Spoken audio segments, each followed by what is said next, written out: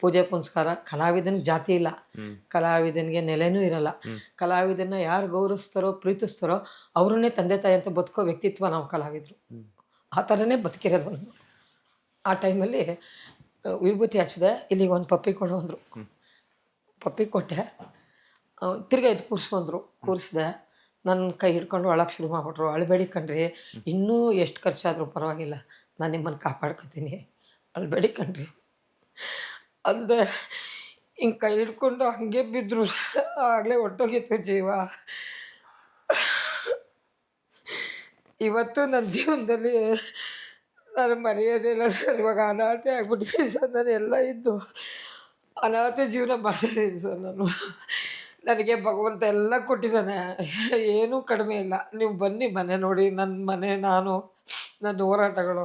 ಆದರೆ ಸಂಗಾತಿ ಜೀವನದಲ್ಲಿ ಗಾಡಿಗೆ 2 ಹಸು ಎಷ್ಟು ಮುಖ್ಯನೋ, ಚಕ್ರ ಎಷ್ಟು ಮುಖ್ಯನೋ, ಒಂದು ಹಸು ಒಂದು ಚಕ್ರ ಹೋದರೆ ಗಾಡಿ ಹೆಂಗಾಗುತ್ತೆ ಹಂಗಾಗ್ಬಿಟ್ಟೆ ಸರ್ ನನ್ನ ಜೀವನ.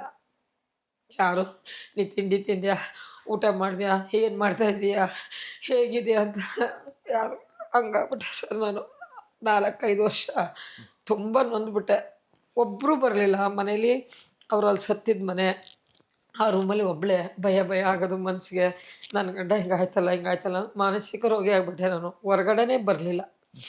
ಆಮೇಲೆ ಎಲ್ಲ ನೀನೇ ಒಬ್ಬರು ಬುದ್ಧಿ ಹೇಳ್ತೀಯ, ಎಷ್ಟು ಧೈರ್ಯವಂತೆ, ನೀ ಯಾಕಮ್ಮ ಹಿಂಗಾಗಿದೆಯಾ, ಬಾಮ್ಮ ಈಚೆಗೆ ನೀನು ಅಂತೆಲ್ಲ ಬೈದು ಬೈದು ಡೈರೆಕ್ಟ್ರುಗಳು, ಸೀರಿಯಲ್ಲು, ಆಸೆ ಅನ್ನೋ ಧಾರಾವಾಹಿ, ರೇಣುಕಾ ಎಲ್ಲಮ್ಮ, ಉದೋ ಉದೋ, ಆಮೇಲೆ ಯಡೂರ ಸಿದ್ಧಲಿಂಗೇಶ್ವರ, ಕರಿಮಣಿ ಅನ್ನೋ ಒಂದು ಧಾರಾವಾಹಿಲಿ ಒಂದೊಳ್ಳೆ ಕ್ಯಾರೆಕ್ಟ್ರು. ನನಗೆ ಎಷ್ಟು ಎಪಿಸೋಡ್ ಮಾಡಿದೆ ಅದರಲ್ಲಿ, ತುಂಬ ಅದ್ಭುತವಾಗಿ ಇತ್ತು ನನ್ನ ಕ್ಯಾರೆಕ್ಟರ್ ಅದರಲ್ಲಿ.